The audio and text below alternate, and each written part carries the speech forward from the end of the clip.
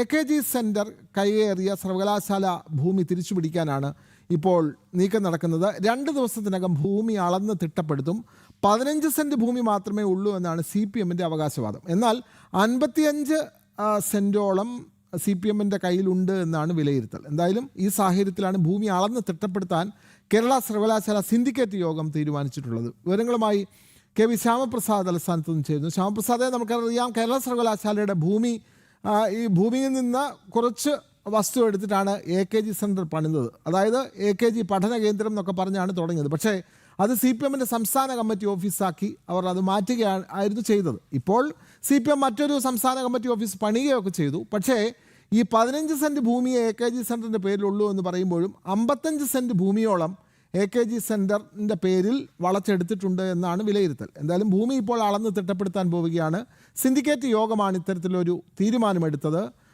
എന്താണ് കൂടുതൽ വിവരങ്ങൾ ശ്യാമപ്രസാദ്?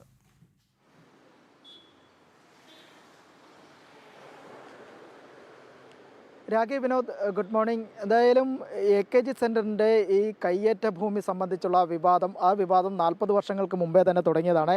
ഞാനിപ്പോൾ നിൽക്കുന്നത് ഈ CPM മുൻ ആസ്ഥാന മന്ദിരവും കൂടിയായ AKG സെൻറ്ററിൻ്റെ മുന്നിലാണ്. ഇതിപ്പോൾ AKG പഠന ഗവേഷണ കേന്ദ്രമായിട്ടാണ് ഇപ്പോൾ നിലകൊള്ളുകയും ചെയ്യുന്നത്. ഇത് കേരള സർവകലാശാല സിൻഡിക്കേറ്റ് കഴിഞ്ഞ ദിവസം ഇത് AKG സെൻറ്ററിൽ നിൽക്കുന്ന ഭൂമി, അതായത് ഈ ഭൂമി നിൽക്കുന്നത് കയ്യേറ്റ ഭൂമിയിലാണെന്ന് അടക്കമുള്ള കാര്യങ്ങളെല്ലാം തന്നെ സിൻഡിക്കേറ്റ് യോഗത്തിൽ തീരുമാനമെടുത്തിരുന്നു. ഈ സിൻഡിക്കേറ്റ് യോഗത്തിൽ വളരെ വ്യാപകമായ വിമർശനങ്ങളെല്ലാം തന്നെ ഉയർന്നിരുന്നു. ഈ കയ്യേറ്റ ഭൂമി തിരിച്ചു പിടിക്കണമെന്ന് ആവശ്യപ്പെട്ടുകൊണ്ട് തന്നെയാണ് സിൻഡിക്കേറ്റ് അംഗങ്ങളെല്ലാം തന്നെ നിലകൊള്ളുകയും ചെയ്തത്. ഒപ്പം തന്നെ BC കൂടിയായ ഡോക്ടർ മോഹനൻ കുന്നുമൽ അടക്കം ഇതിന് പിന്തുണ നൽകുകയും ചെയ്തിരുന്നു. തുടർന്നാണ് ഈ കയ്യേറ്റ ഭൂമി അളന്ന് തിട്ടപ്പെടുത്താനായിട്ട് കേരള സർവകലാശാല സിൻഡിക്കേറ്റ് യോഗം തീരുമാനിച്ചിരിക്കുകയും ചെയ്യുന്നത്. എന്തായാലും ഈ 15 സെൻറ്റ് ഭൂമി മാത്രമാണ് ഇപ്പോൾ നിലകൊള്ളുന്ന ഈ AKG സ്മാരക പഠന ഗവേഷണ കേന്ദ്രത്തിന് സ്വന്തമായി ഉള്ളതെന്നാണ് CPM-ൻ്റെ അവകാശവാദം. എന്നാൽ 55 സെൻറ്റോളം ഭൂമി ഇതിൻ്റെ പുറമ്പോക്കായിട്ട് CPM ഇത്തരത്തിൽ വളച്ചു കെട്ടിയിട്ടുണ്ട്, അല്ലെങ്കിൽ ഇത്തരത്തിൽ നേടിയിട്ടുണ്ട് എന്ന് തന്നെയാണ് പ്രധാനമായും ഒരു പ്രാഥമികമായ വിലയിരുത്തൽ തന്നെയുള്ളത്. എന്നാൽ ഇത് സംബന്ധിച്ചുള്ള രേഖകളെല്ലാം തന്നെ ഈ 10 വർഷം CPM ഭരണത്തിലിരുന്നപ്പോഴും കേരള സർവകലാശാല ആസ്ഥാനത്ത് നിന്ന് ഇവിടെ നിന്ന് മാറ്റുകയും ചെയ്തു. സർക്കാർ രേഖകളിൽ നിന്നൊന്നും തന്നെ കാണാനുമില്ല.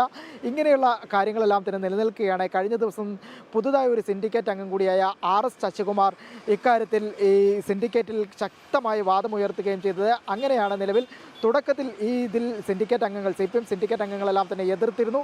എന്നാൽ പിന്നീട് VC വൈസ് ചാൻസലർ കൂടിയായ ഡോക്ടർ മോഹനൻ കുന്നുമൽ അടക്കം ഇതിന് പിന്തുണ പ്രഖ്യാപിച്ച സാഹചര്യത്തിലാണ് ഇപ്പോൾ ഈ ഒരു ഭൂമി അളന്ന് തിട്ടപ്പെടുത്താനുള്ള നിർണായകമായ നീക്കങ്ങളെല്ലാം തന്നെ നടക്കുകയും ചെയ്തത്. നിലവിൽ ഇത് സംബന്ധിച്ച് ഹൈക്കോടതിയുടെ അടക്കം പരിഗണനയിലേക്ക് കേസുകളെല്ലാം തന്നെ നിലനിൽക്കുന്നുണ്ട്. മുൻ രജിസ്ട്രാർ കൂടിയായ RS ശശികുമാർ തന്നെയാണ് ഈ കേസുമായി ഹർജിയുമായി മുന്നോട്ട് പോകുന്നൊരു സാഹചര്യം മുൻപും ഉണ്ടായിട്ടുള്ളത്.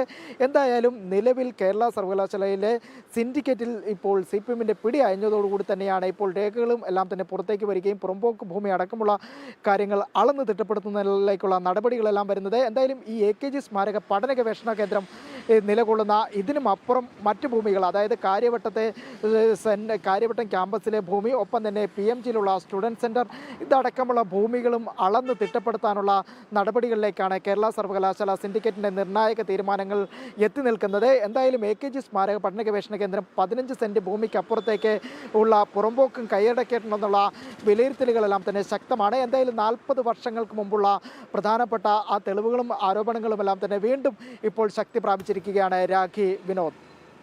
അതെ, എന്തായാലും ഇതിൻ്റെ അളവ് നടപടികളിലേക്ക് കടക്കുകയാണ്. അപ്പോൾ അത്തരം അളവ് പ്രക്രിയ അത് ഈ ആഴ്ച തന്നെ തുടങ്ങുമെന്ന് പറയാൻ കഴിയുമോ ശ്യാമപ്രസാദ്? കാരണം കേരള സർവകലാശാലയുടെ ഭൂമി അളന്ന് തിട്ടപ്പെടുത്തണം. അത് മാത്രമല്ല, ഇപ്പോൾ നിലവിൽ AKG സെൻറ്റർ ഇരിക്കുന്ന ആ ഭൂമിയുടെ ആ ഭാഗം അളക്കണം. അപ്പോൾ എതിർപ്പുകൾ ഉണ്ടാകാൻ സാധ്യതയുണ്ടോ? പ്രത്യേകിച്ചും സർവകലാശാലയിലെ സിൻഡിക്കേറ്റ് യോഗത്തിൻ്റെ തീരുമാനമാണ്. അപ്പോൾ AKG സെൻറ്ററിൻ്റെ ഭാഗത്തു നിന്ന് എതിർപ്പ് അല്ലെങ്കിൽ അത്തരത്തിലുള്ള വിമർശനങ്ങൾ അങ്ങനെയൊന്നും ഇതുവരെയും വന്നിട്ടില്ലല്ലോ ശ്യാമപ്രസാദ്?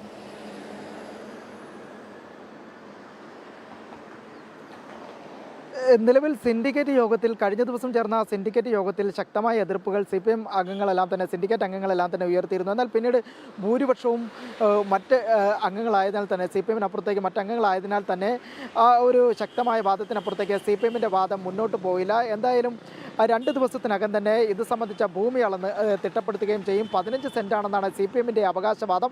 എന്നാൽ നമുക്ക് തന്നെ നേരിട്ട് തന്നെ കാണാൻ കഴിയും AKG സ്മാരക പഠന ഗവേഷണ കേന്ദ്രം സ്ഥിതി ചെയ്യുന്നത് 15 സെന്റിന് പുറത്തേക്കുള്ള ഭൂമിയിലടക്കം ഉണ്ടെന്നുള്ള തെളിവുകളെല്ലാം തന്നെ പ്രഥമദൃഷ്ടിയ കാണാൻ കഴിയും.